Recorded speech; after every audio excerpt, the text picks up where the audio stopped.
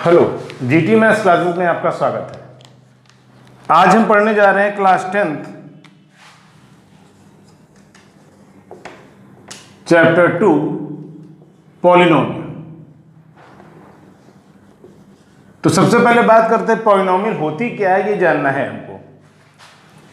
देखिए, पॉली का मतलब क्या होता है? पॉली का मतलब होता है जब कभी नंबर ऑफ टर्म्स दो से ज्यादा हो जाए, दो से ज्यादा टर्म हो जाएं। वैसे अगर हिंदी में कहें इसको, अगर हम नॉर्मल वे में अगर बात करते हैं तो जब टर्म ज्यादा होते हैं, जब ज्यादा टर्म की बात करते हैं तब उसको बोलते हैं पॉली। और पॉली हो गया, और नॉमियल का मतलब होता है टर्म, यानी बहुत सारे पद वाली कोई भी एक्सप्रेशन को हम क्या बोलते हैं कि ये क्या होती है? पॉलिनोमियल होती है। तो ये पहली चीज तो होगी पॉलिनोमियल के बारे में कि डेफिनेशन अगर हम इसको दिखाएं, डेफिनेशन अगर देना चाहते हैं तो हम क्या कह सकते हैं कि expression having more than two term is known as polynomial. अच्छा, क्या इतना ही सफिशिएंट होगा? बिल्कुल सफिशिएंट नहीं होगा, क्योंकि पॉलिनोमियल को अगर डिफाइन करने की बात आती है तो सबसे पहले बात आती है, अगर कोई जनरल इक्वेशन हम लिख रहे हैं, मान लीजिए ax square plus bx plus c, एक एक्सप्रेशन हमने यहाँ पर लिख दी, क्या ये पॉलिनोमियल है? ये पॉलिनोमियल होगी। क्यों होगी वो बताया जाएगा अभी आपको कि पॉलिनोमियल कैसे आइडेंटिफाई करेंगे कि गिवन एक्सप्रेशन पॉलिनोमियल है या नहीं है। तो यहां पर पहले बात कर रहे थे कि एक आप देख रहे हो कि ये किसी भी पॉलिनोमियल में क्या क्या चीजें दिखती हैं आपको। एक तो आपको दिख रहा है कि एक ऐसी चीजें हैं जिनकी वैल्यू फिक्स होती है, जिसको हम बोलते हैं कांस्टेंट। ये जो भी आपको दिख रहे हैं यानी कि ए, बी और सी, दीज आर कांस्टेंट, जिनकी वैल्यू फिक्स होती है, जिनकी वैल्यू को चेंज नहीं किया जाता। और जो एक्स दे रखे हैं इनकी वैल्यू वेरिएबल कही जाती है, क्योंकि इनकी वैल्यूज चेंज होती है। तो ये एक हो जाता है कांस्टेंट और एक हो जाता है वेरिएबल। इसके अलावा क्या क्या होता है? इसके अलावा इनको बोला जाता है टर्म्स। अच्छा, किसी भी एक्सप्रेशन में जो उनको टर्म में अलग अलग करता है वो होता है प्लस या माइनस का साइन। या तो प्लस का साइन टर्म को अलग करता है या माइनस का साइन टर्म को अलग करता है। कभी भी डिवीजन या मल्टीप्लिकेशन का साइन टर्म को अलग नहीं करता है। जैसे अगर 5x लिखा है तो इनके बीच में मल्टीप्लाई है, तो इसको हम दो टर्म नहीं कहेंगे बल्कि इसको एक टर्म कहा जाएगा। लेकिन अगर यहीं पर 5 प्लस x लिखा होता तो ये दो टर्म कहे जाते, क्योंकि एक इसमें 5 हो जाता और एक इसमें x हो जाता। और इसको अलग कौन कर रहा है? प्लस का साइन अलग कर रहा है। प्लस भी हो सकता है, माइनस भी हो सकता है। मान लीजिए x -1 दिया है तो इसमें भी कितने टर्म है? दो टर्म है, क्योंकि इसको निगेटिव या पॉजिटिव साइन क्या कर रहा है? अलग अलग कर रहा है। पहली चीज तो ये हो गई। एक चीज हमने आपको बताई कि कांस्टेंट, हमने आपको बताया वेरिएबल, हमने आपको बताया कि टर्म क्या है। टर्म इन्हीं को बोला जाता है जिनके बीच में ये जो साइन लगे प्लस या माइनस से, इससे जो पूरी पॉलिनोमियल है उसके पार्ट हो रहे हैं, और हर एक पार्ट अपने आप को टर्म में आइडेंटिफाई करता है। इसका मतलब एक टर्म इसमें है ax स्क्वायर, एक है bx और एक है c। ओके, तो ये टर्म हो गए कोफिशिएंट। अच्छा, एक चीज और आ जाती है जो अब बात करेंगे। यहाँ पर एक टर्म सबसे पहले पॉलिनोमियल क्या होती है ये जान लेते हैं हम, इसी पर फिर से आ जाते हैं। पॉलिनोमियल कब होती है? तो एक चीज आपको जो जानना है वो मेन ये जानना है कि ऐसी कोई भी एक्सप्रेशन जिसमें वेरिएबल की एक्सपोनेंट, वेरिएबल के एक्सपोनेंट का मतलब x या y, या जिसमें भी एक्सप्रेशन दे रखी है उसकी एक्सपोनेंट क्या होनी चाहिए? होल नंबर में होनी चाहिए। होल नंबर में होनी चाहिए। अब होल नंबर क्या होते हैं? 0, 1, 2, 3, 4, 5, 6 एंड सो ऑन, यानी 0 टू इनफाइनाइट तक की कोई भी सीरीज, ये सब नंबर क्या होते हैं? कंप्लीट नंबर होते हैं। कोई भी इसमें फ्रैक्शनल नंबर नहीं होता। इसका मतलब ये है कि जब कभी भी वेरिएबल की एक्सपोनेंट होल नंबर में होगी, यानी कि किसी भी टर्म में x की पावर या x की एक्सपोनेंट निगेटिव में या फ्रैक्शनल वैल्यू में अगर आएगी तो इसका मतलब वो होल नंबर को रिप्रेजेंट नहीं करेगी। अगर होल नंबर नहीं होगा तो हम उसको पॉलिनोमियल नहीं कह सकते। जैसे मान लो लिखा है x की power -3 plus 7x square plus 10। अब इसमें आपने देखा कि इसमें x की पावर क्या आ गई? निगेटिव में आ गई। हम जानते हैं कि होल नंबर में निगेटिव नंबर नहीं होते। इसका मतलब ये जो भी टर्म दे रखा है इसकी वजह से ये एक्सप्रेशन पॉलिनोमियल नहीं कही जा सकती। ओके, सेकंड, अगर मैंने कहा फ्रैक्शन में ना हो, फ्रैक्शन जैसे मान लीजिए लिखा है कि x square plus √x plus 3, तो यहाँ पर रूट का मतलब होता है पावर हाफ। अगर x रूट लगा रखा है तो इसका मतलब x की पावर कितनी है, हाफ है।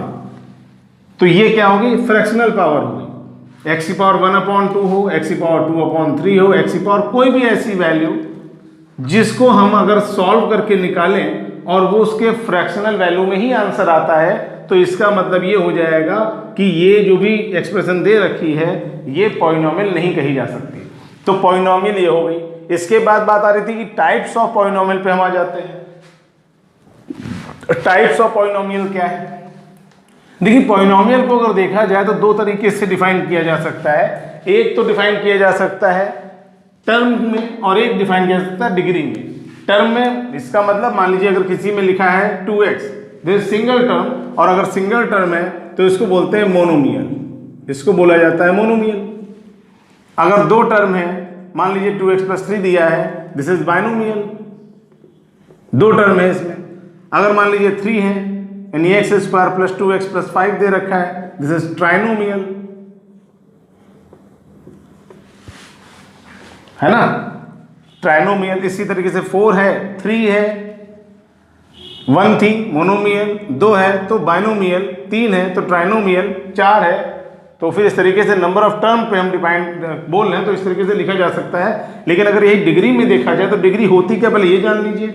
किसी भी एक्सप्रेशन में वेरिएबल की मैक्सिमम जो पावर होती है, इसका मतलब कोई टर्म दे रखा, मान लीजिए 2x³ + 5x² + 7x + 9, तो यहाँ पे आप देख रहे हो कि x की पावर यहाँ 3 है, यहाँ 2 है, यहाँ पर 1 है, तो सबसे बड़ी पावर कौन सी है, 3 है। तो इस एक्सप्रेशन की डिग्री कितनी होगी, 3 होगी।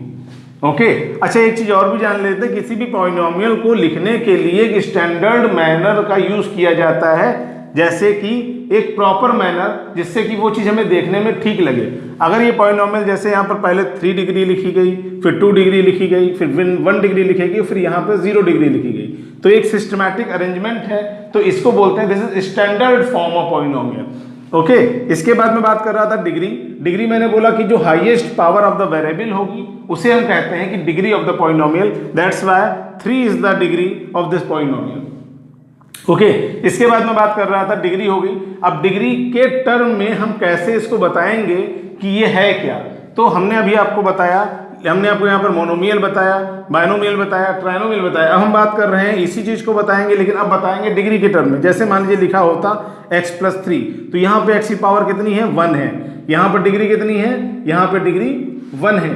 अगर डिग्री 1 है तो इसको बोला जाता है लीनियर, इसको बोला जाता है लीनियर पॉलिनोमियल, या सिर्फ लीनियर एक्सप्रेशन बोल सकते हैं। उसके बाद अगर मान लीजिए x² + 5x + 7 दिया हुआ है, तो यहाँ पर डिग्री कितनी हो जाएगी, यहाँ पर डिग्री है 2, इसका मतलब होता है quadratic equation, linear equation, quadratic equation.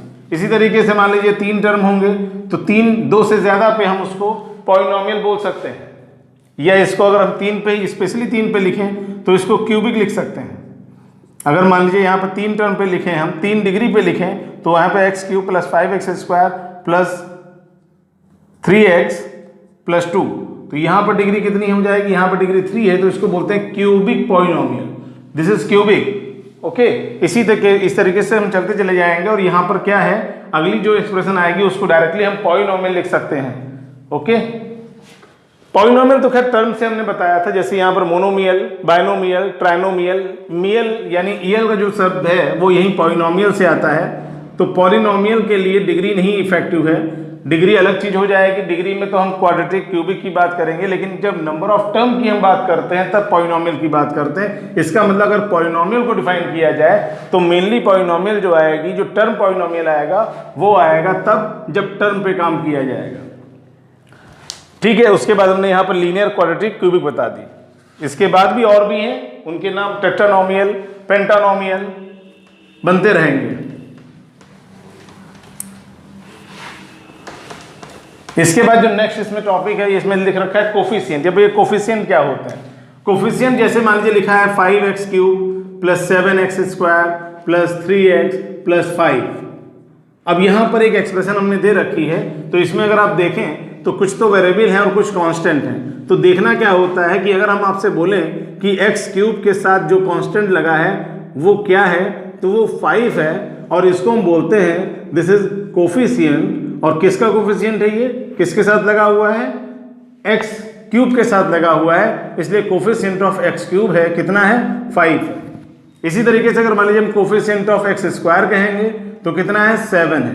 अगर कोफिशिएंट ऑफ एक्स कहेंगे तो 3 है, और एक होता है जिसमें कोई कोफिशिएंट नहीं लगा है, उसको हम बोलते हैं कांस्टेंट टर्म, और इसकी वैल्यू कितनी दे रखी है 5 दे रखी है। यानी कि कोफिशिएंट हमने बता दिए, हमने आपको कांस्टेंट बताया। किसी भी एक्सप्रेशन में कोफिशिएंट क्या है वो बता दिया गया, कांस्टेंट क्या है वो बता दिया गया। कांस्टेंट वो टर्म होता है जिसमें किसी भी तरीके का कोई वेरिएबल नहीं लगा होता। ओके, तो एक तो ये चीज हो गई। इसके बाद हमें बताना है कि अगर ये तो कोफिशिएंट हो गया, अब जीरोस क्या होता है, जीरोस और कोफिशिएंट में अंतर क्या है। देखिए कोफिशिएंट विजिबल होते हैं जो दिख रहे हैं आपको, जीरोस विजिबल नहीं है। जीरोस है क्या, जीरोस एक्स की वो वैल्यूज हैं, एक्स की वो वैल्यूज जिनको अगर इसमें रख दिया जाए तो इस एक्सप्रेशन की वैल्यू 0 आ जाए। इसका मतलब किसी भी एक्सप्रेशन में एक्स की वो वैल्यूज जो उस एक्सप्रेशन को 0 कर दें उसको हम बोलते हैं जीरोस ऑफ द पॉलिनोमियल। अच्छा, एक चीज और ये जानना जरूरी कि नंबर ऑफ जीरोस कितने होते हैं किसी भी एक्सप्रेशन में, तो ये डिपेंड करता है डिग्री के ऊपर। अगर डिग्री 1 है, इसका मतलब अगर कोई डिग्री 1 का मतलब अगर मान लीजिए लिखा है 2x + 3, तो यहाँ पर डिग्री कितनी है 1 है, तो इसमें जो x की वैल्यू आएगी, जो x जीरोस निकाला जाएगा वो कितने जीरोस होंगे इसके 1 जीरो होगा। अगर मान लीजिए ये 2 डिग्री की होती तो इसके जीरोस कितने होते, 2 होते। अगर क्यूबिक होती तो 3 होते। इस तरीके से नंबर ऑफ जीरोस हमको मालूम हो जाते। एक चीज और ये जानना है कि अगर इन एक्सप्रेशंस के ग्राफ बनाए जाए तो कैसे बनेंगे। देखिए अगर इनके एक्सप्रेशन के ग्राफ बनाए जाए तो लीनियर इसका ग्राफ आप अगर सोचें तो मुझे लगता है कि क्लास 9th में भी आया हुआ है और क्लास 10th में भी लीनियर इक्वेशन चैप्टर आपने पढ़ रखा है, उसमें भी आपने ग्राफ बनाया हुआ है। वहां पे 2 वेरिएबल आते थे, मान लीजिए ax + by + c = 0 टाइप की इक्वेशन होती थी। लेकिन इसमें जो इक्वेशन है वो लीनियर है, क्योंकि यहाँ पर जो पावर है, जो डिग्री है वो 1 दिख रही है। किसी भी वेरिएबल की एक्सपोनेंट 1 से ज्यादा नहीं है, इसलिए इसको लीनियर कहा जाएगा। और लीनियर इक्वेशन का जब ग्राफ बनता है तो कोई स्ट्रेट लाइन आती है। ओके, अब एक चीज ये जाननी है कि ग्राफ से हम ये कैसे जानेंगे कि ये इस इक्वेशन के कितने जीरोस हैं। तो हमने अभी आपको बताया कि x की वो वैल्यू जो इक्वेशन को 0 कर दे। इसका मतलब आप ये बताइए कि ये लाइन x एक्सिस को किस जगह पे कट कर रही है, जिस पॉइंट पे कट कर रही है वो होता है इस एक्सप्रेशन का 0। तो अगर एक बार कट कर रही है तो 1 जीरो, अगर 2 बार कट कर रही है तो 2 जीरो। तब एक बात समझना ये है कि क्या कभी लीनियर इक्वेशन इस तरीके से हो सकती है कि वो x एक्सिस को 1 से ज्यादा बार काट पाए। एक अगर हम सीधे सी बनाए यहाँ पर लाइन, हमने ऐसे बनाया, हम ऐसे बनाए, हम कैसे भी बनाएंगे, हर लाइन, हर एक्सप्रेशन जिसकी भी इक्वेशन ये बनाई गई है वो हमेशा x एक्सिस को 1 बार ही काटेगी। तब 2 बार कब काटेगी या 3 बार कब काटेगी, तो मैंने आपको बताया कि x के सोल्यूशन 2 कब होंगे, जब क्वाड्रेटिक होगी। इसका मतलब किसी क्वाड्रेटिक इक्वेशन का अगर आप ग्राफ बनाते हैं तो वो एक पैराबोला बनता है, इस तरीके का शेप आता है। तो आप देख रहे हैं कि ये 2 बार इसको कट कर रहा है। चूंकि ये एक्सप्रेशन x में है तो x एक्सिस जितनी बार कटेगी वो उसके जीरोस को रिप्रेजेंट करेगा। इसका मतलब कितने जीरोस है, 2 जीरोस हैं। ये जो हमने बनाया है यहाँ पर इसको बोलते हैं पैराबोला। पैराबोला ऐसे भी हो सकता है, पैराबोला ऐसे भी हो सकता है, और पैराबोला इस तरीके से भी हो सकता है कि सिर्फ इसको टच करता हुआ जाए। अगर ऐसे केस में क्या होता है, पैराबोला होने के बावजूद भी ये x एक्सिस की जो वैल्यू है वो एक ही मिल रही है। इसका मतलब ऐसा कब होता है, ऐसा होता है तब जब इसमें जो x की वैल्यू निकलेंगी तो एक वैल्यू तो रियल निकले लेकिन दूसरी वैल्यू रियल ना हो। जितने भी इसमें रियल सॉल्यूशन मिलेंगे वही आपको ग्राफ पे नजर आएंगे, जो रियल नहीं होंगे वो ग्राफ पे आप रिप्रेजेंट नहीं कर पाएंगे। तो ये तो बात हो गई जीरोस की, कोफिशिएंट की बात हो गई। अब हम बात करेंगे रिलेशन क्या है कोफिशिएंट और जीरोस का।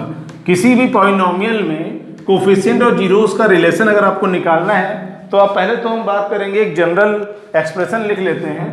अगर ax स्क्वायर, क्योंकि आपके सिलेबस में 2 डिग्री की पॉलिनोमियल ही है, क्यूबिक है नहीं, तो ax square plus bx plus c। अगर इस पॉलिनोमियल को हम इस तरीके से लिख रहे हैं, ये क्या दे रखी है, p ऑफ x का मतलब होता है एक ऐसी पॉलिनोमियल जो x जिसमें वेरिएबल कंसीडर किया जा रहा है उसको px बोला गया, और इसकी क्या है ax square plus bx plus c।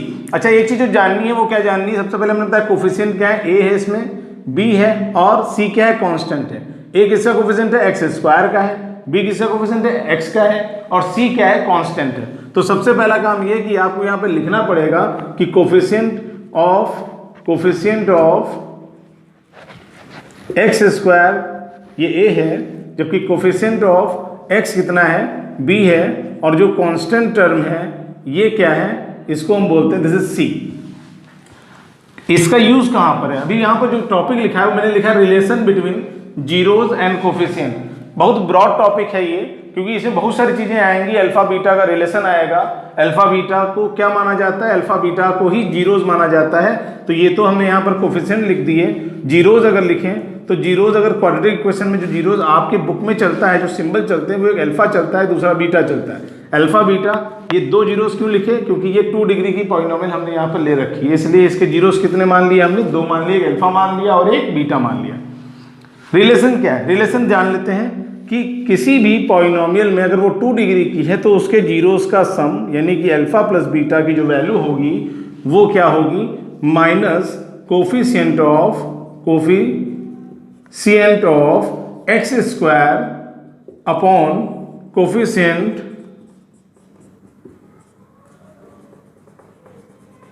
Coefficient of x upon coefficient of x square, यानी कि माइनस एक्स का कोफिशिएंट कितना है, बी है, और इसका कितना ए है, तो माइनस बी अपॉन ए, यानी alpha plus beta is equal to minus का बी अपॉन ए। अब अगर यही मान लीजिए यहाँ पर हम, ये तो सम ऑफ हो गया, सम ऑफ जीरोस का रिलेशन। अब अगर प्रोडक्ट होता यानी कि अल्फा इंटू बीटा की बात करें तो ये क्या होता है, ये होता है constant term upon coefficient of x square, यानी कि कांस्टेंट क्या है, सी है, और कोफिशिएंट ऑफ एक्स स्क्वायर कितना है ए, तो हो जाएगा सी अपॉन ए। तो यानी कि अल्फा प्लस बीटा ये आ गया माइनस का बी अपॉन ए, और अल्फा इंटू बीटा आ गया सी अपॉन ए। तो ये है रिलेशन जो कि यहाँ पे कोफिशिएंट और जीरोस का है। अच्छा, कई बार क्वेश्चन ये पूछा जाता है, कोई इक्वेशन दे दी जाती है और आपसे कहा जाता है कि जो ये रिलेशन दे रखा है इसको वेरीफाई करिए। वेरीफाई करने का तरीका क्या है वो बताएंगे अभी हम आपको, लेकिन उससे पहले कैसे कोई इक्वेशन फ्रेम की जाती है वो हम आपको बता दें। ये तो relation between zeros and coefficient है, बता दिया हमने आपको। अब बात यहाँ पर आ रही है क्वाड्रेटिक इक्वेशन की फ्रेमिंग कैसे होगी, कैसे बनाएंगे।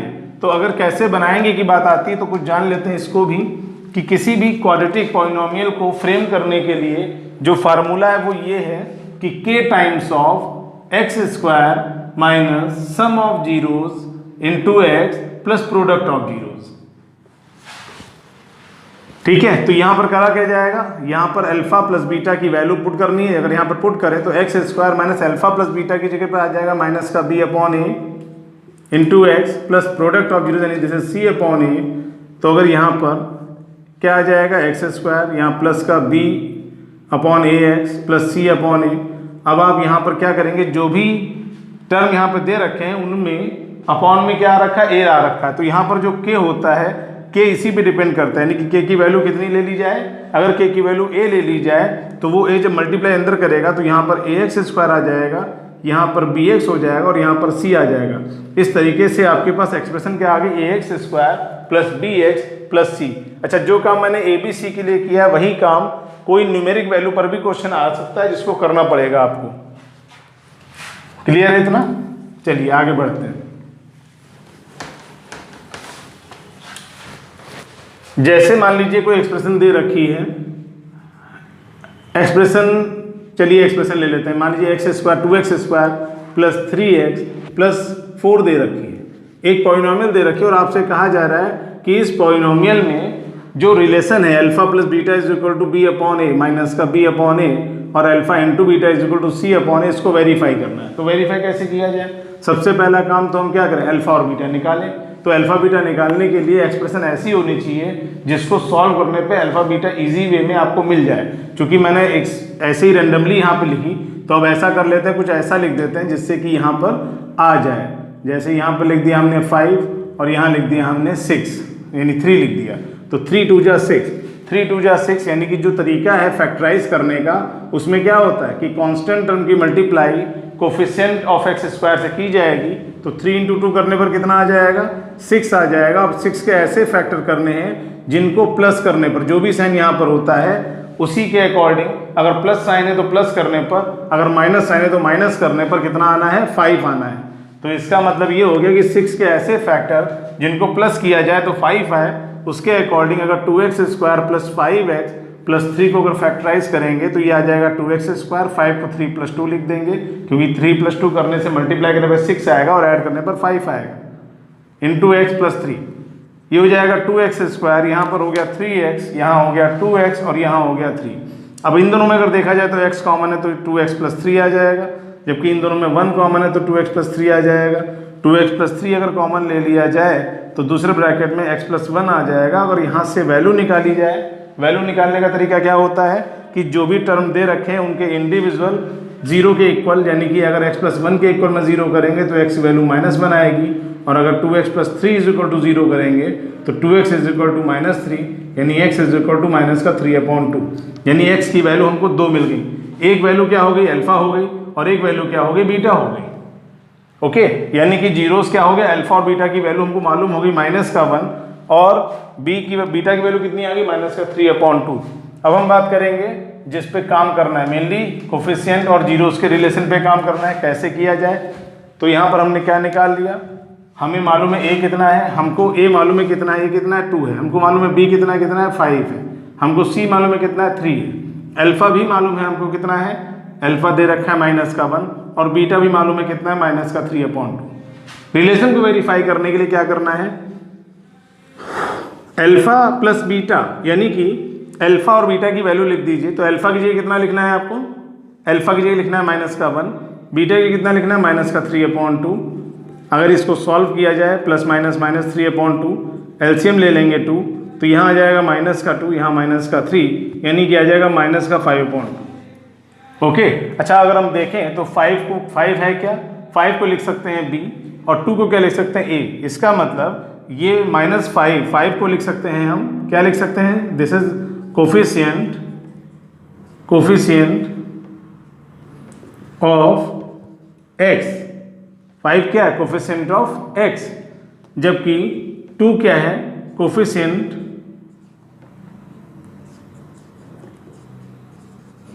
Of x square. तो इसका मतलब यहाँ पर कोफिशिएंट ऑफ x है और नीचे कोफिशिएंट ऑफ x स्क्वायर, यानी इनकी वैल्यू लिखें तो क्या लिख सकते हैं, माइनस साइन तो लगा रहेगा, और कोफिशिएंट ऑफ x की जगह पर b लिख दिया गया और कोफिशिएंट ऑफ x की जगह पर a लिख दिया गया, तो alpha plus beta is equal to -b/a आ गया। अगर यही काम हम प्रोडक्ट के लिए करेंगे, यानी अल्फा इंटू बीटा के लिए करेंगे, तो अल्फा की वैल्यू कितनी है -1, बीटा कितना है -3/2, मल्टीप्लाई कराएंगे तो 3/2 आ जाएगा। अगर इसमें देखें तो 3 क्या रिप्रेजेंट कर रहा है, 3 रिप्रेजेंट कर रहा है कांस्टेंट टर्म को। इसका मतलब 3 की जगह पे हम लिख सकते हैं कांस्टेंट, ठीक है। या अगर ऐसे करने में प्रॉब्लम है तो इसको ऐसे रहने दीजिए। देखिए एक बात समझ लीजिए, ये तरीके इसके लगाने के 2 3 4 तरीके से कर सकते हैं क्वेश्चन को। जैसे यहाँ पर निकाल लिया, अब हम क्या करें, c/a की वैल्यू निकाल लें। तो c कितना था, 3 था, a कितना था, 2 था, तो c/a की वैल्यू भी 3/2 है, अल्फा इंटू बीटा की वैल्यू भी 3/2 है, देयरफॉर हम कह सकते हैं alpha into beta is equal to c/a। ठीक है, यही काम यहाँ भी कर सकते थे कि अल्फा प्लस बीटा की वैल्यू निकाल ली और माइनस के b/a की वैल्यू निकाल ली। अगर माइनस b/a की वैल्यू निकालते तो माइनस लिखा, b की जगह पर 5 लिखा और a की जगह पर 2 लिखा, तो माइनस b/a भी -5/2 है और अल्फा प्लस बीटा की वैल्यू भी -5/2 है। इसलिए दोनों को मिला के अगर लिखा जाए, दोनों को अगर हम मिला लें, यानी कि -b/a is equal to -5/2, alpha plus beta is equal to -5/2, therefore alpha plus beta is equal to -b/a। तो करने का तरीका अलग अलग हो सकता है, दोनों ही सही हैं, जैसे आपको अच्छा लगे वैसे लगाइए।